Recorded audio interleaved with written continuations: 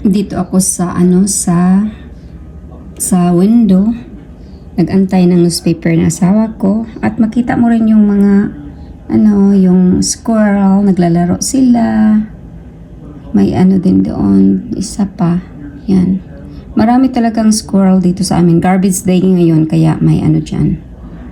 May garbage na nilagay. So, yan sila, nalaro-laro. Ma-enjoy naman din ako magtingin-tingin sa window. Yun.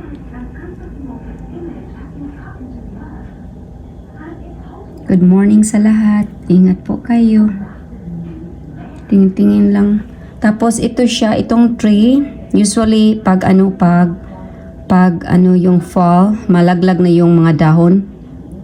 Pero ito siya, malaglag to siya pag spring. Iba man to na na tree, katulad nitong isa. Kaya hindi pa nalaglag. So, yan lang guys. Para din may mga pang-upload, hindi pa nakalabas si Inday yun. So, dito lang muna ako sa window, nag-antay sa newspaper ng asawa ko. So, yan na guys. Ingat po kayo. Salamat po sa pagdalaw ninyo sa bahay ni Indayon Life. At pag may time din ako, din ako sa inyo. Nagpupunta din ako sa inyo. Thank you guys for watching.